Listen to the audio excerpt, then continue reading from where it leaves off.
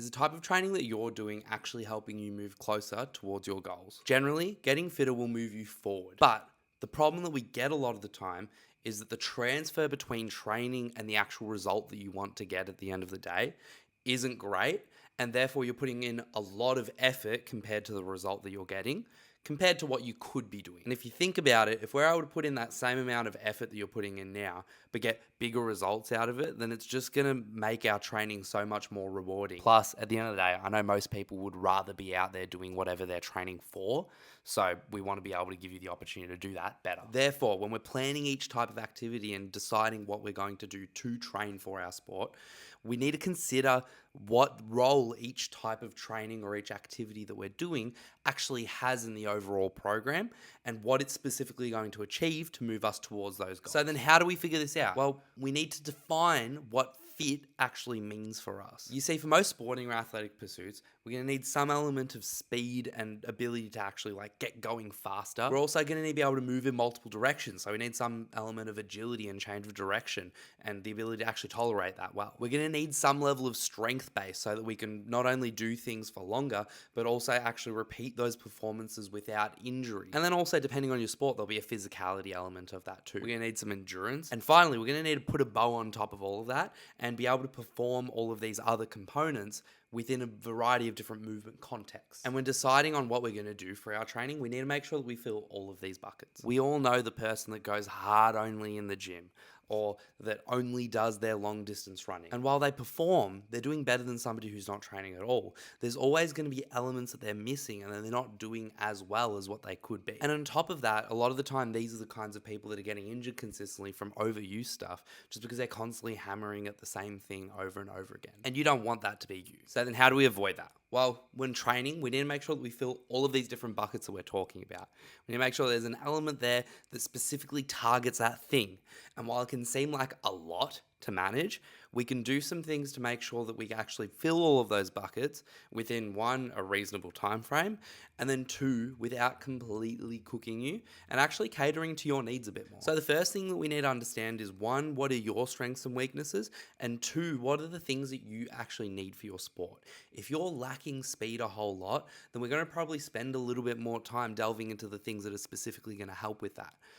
If you're needing the endurance because you're just getting gas super often, then again, we're probably going to adjust our training a little bit so that we can actually target that a lot more. The other thing that we need to consider is what's going to fit within your schedule. So obviously, for everyone, their sport comes first. So I referee.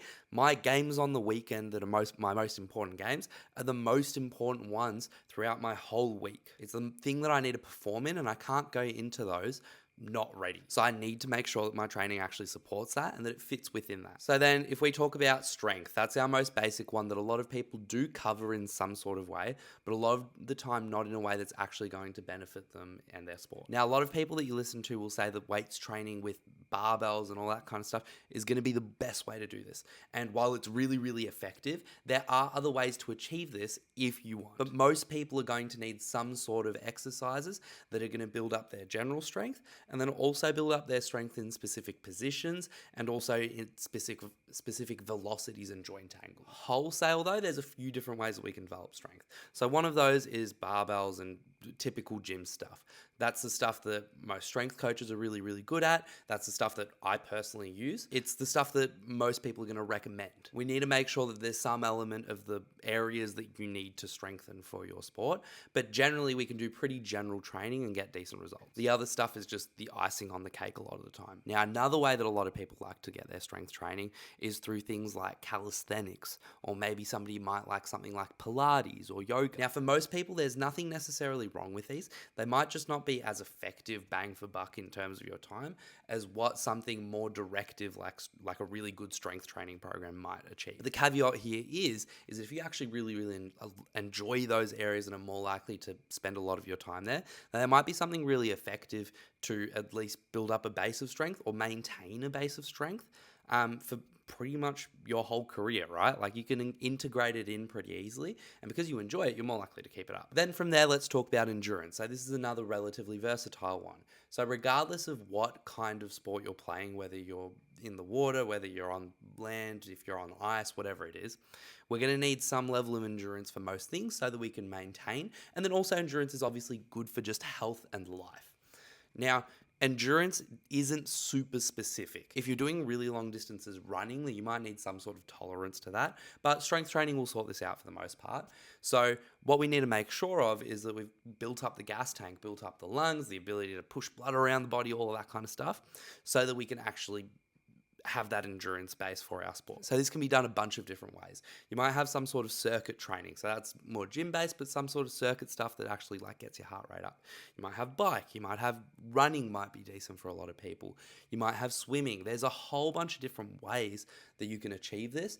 And honestly, choose the way that is most fun for you 95% of the time. If you do that, you're going to do it more often. You're probably going to put in a little bit more grunt into it, a little bit more work into it, and you're probably going to get better results. All right, next, speed and change of direction. Now, this is kind of the less versatile area. There's not as many ways that you can develop your speed because realistically, especially when we're talking about like sprinting, which can be quite technical, you aren't going to be developing your top end speed unless you're actually training at top end speed. So while power training, like doing things really explosively in the gym might be really, really useful, or like doing stuff like throwing med balls or whatever might be really good, and it might actually develop the physical quality.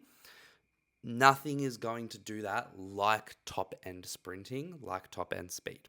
And it's similar-ish for change of direction. Change of direction is a little bit more along the line of you can train it off of those other qualities, but you do need some exposure to it outside of what you do on the field. This might not mean 100% all the time, going back to that earlier point of adjusting it for you, but it's really important that we get it in some of the time so that we can continue to develop and move forward those qualities. Now, I said at the end that we need to put a bow on it at the end and be able to express those movement qualities in a bunch of different ways.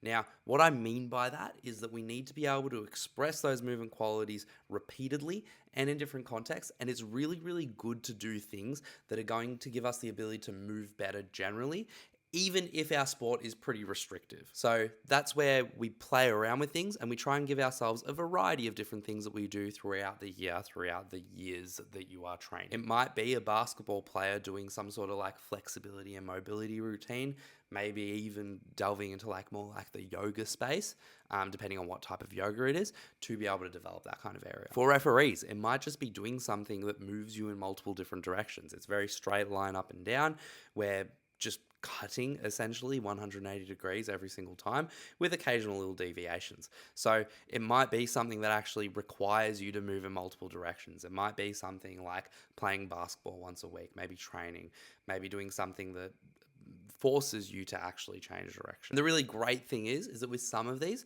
we can actually kind of like link them together and spend our time a little bit more concentrated in one area at different periods of time. So I would say, further away from season, our strength training and our speed training are probably going to be really big focuses because those are going to be really good times to really develop those qualities. It doesn't mean that we don't do those during the season. We definitely need to, but it means that it's an opportunity to do more of that in that situation. In terms of saving time, it might mean that our conditioning sessions get attached onto our speed sessions sometimes, just to make sure that we can get through both of them.